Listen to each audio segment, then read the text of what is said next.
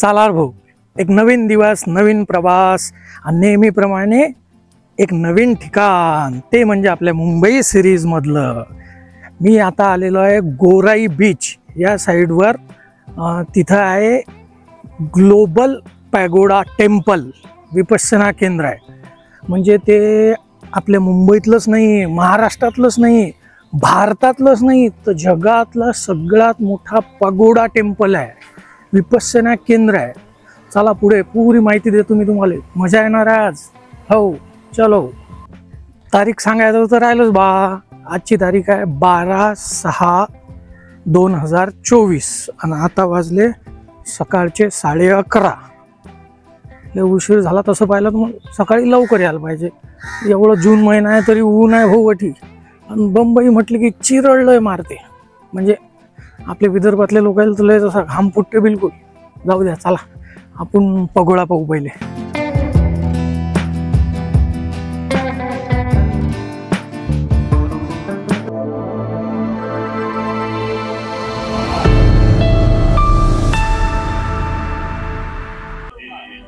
आणि हे आहे विश्व विपश्यना पगोडा. हे त्याचं एंट्रन्स आहे भाऊ.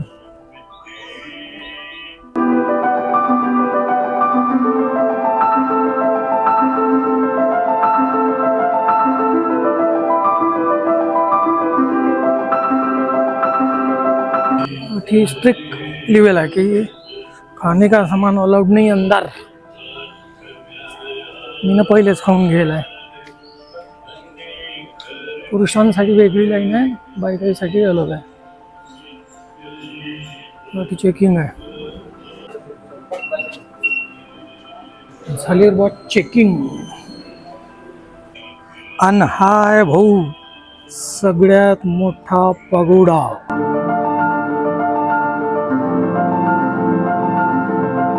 गुंजे वाणी धर्म की धरती और आकाश. मोठी बेल आहे इथं. हो, घंटा मिनार असं लिहिलेलं आहे, बेल टॉवर.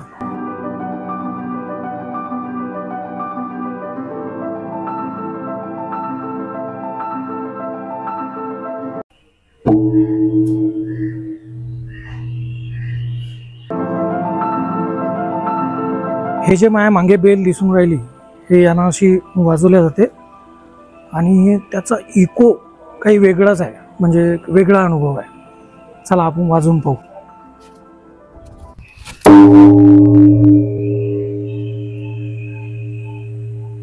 म्हणजे या इथं जे लिहिलं होतं ना, गुंजे वाणी धर्म की धरती और आकाश, ते बेल वाजवल्यानंतर खरंच त्याची अनुभूती येते.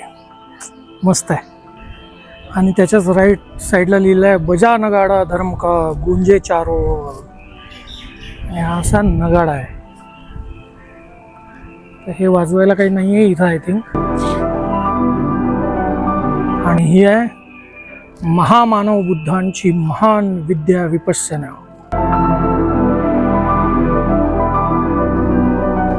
आणि आता आपण जाऊ भो मेन सगळ्यात मोठ्या पगोडा जवळ. आता हा सगळ्यात मोठा काऊन आहे, तर हे विपश्यना केंद्र आहे ना, मेडिटेशन सेंटर. तर ॲट अ टाइम अठी 8,000 लोकांची व्यवस्था होऊ शकते. 8,000 लोक विपश्यना म्हणजे मेडिटेशन करू शकतात अठी. म्हणून हा भारतातलाच नाही तर जगातला सगळ्यात मोठा आहे असं विकिपीडियाचं म्हणणं आहे.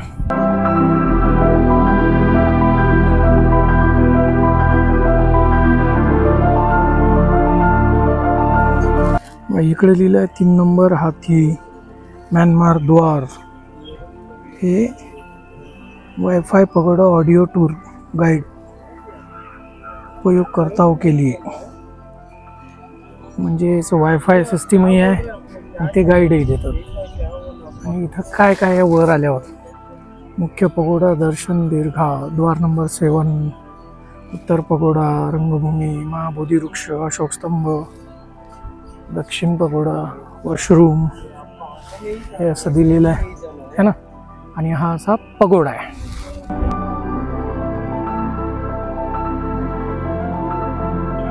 Gate number 6.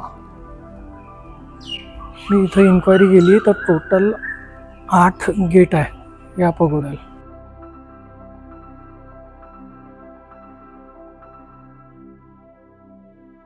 मानव मानव में जहा भेदभाव ना होय, निज हित परहित सर्वहित सत्य धर्म है सोय. असं आणि बरंच लिहिलेलं आहे. हो, आपण आज जाऊ. आज कॅमेरा अलाउड असेल तर तुम्हाला दाखवतो. पण एकदा बाठी याच लागते असं हे ठिकाण आहे. तुम्ही बी या.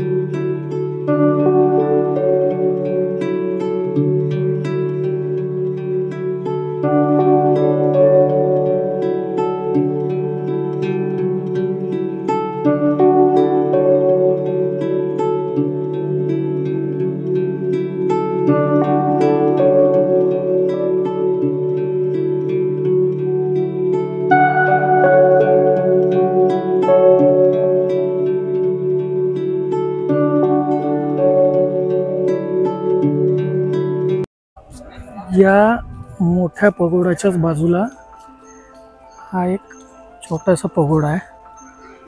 इथलं गेट उघडं आहे. हो, आपल्याला आत जाता येते काय. इकडून महिला इकडून पुरुष.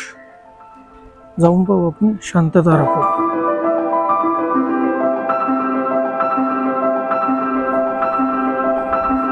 आणि इथं भव्य असा अशोक स्तंभ सुद्धा आहे. आणि हे धम्मचक्र पवत्तन, व्हील ऑफ धम्मा रोटेट्स.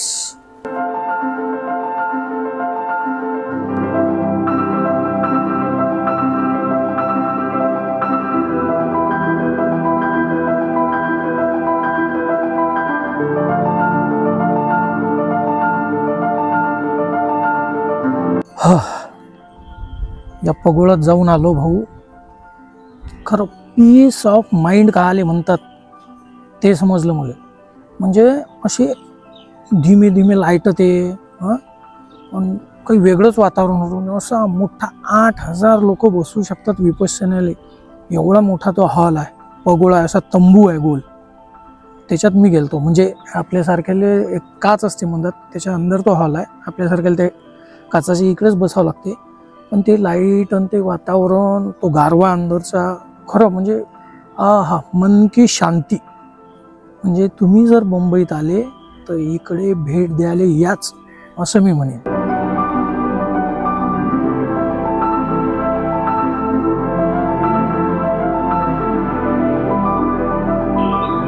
आता हा प्रश्न पडते की या विश्व विपश्यना केंद्रामध्ये, या पगोळ्यामध्ये कसं यावं बा, बरोबर आहे की नाही? तर बा, दादरवरून फास्ट ट्रेन पकडायची, वेस्टर्न रेल्वे डायरेक्ट बोरिवली, म्हणजे ते थांबते बँड्रा, अंधेरी, डायरेक्ट बोरिवली. त्याचं तिकीट आहे 10 रुपये, आहे की नाही? आणि बोरिवली म्हणजे हे लागते टाईम याले जास्तीत जास्त अर्धा तास.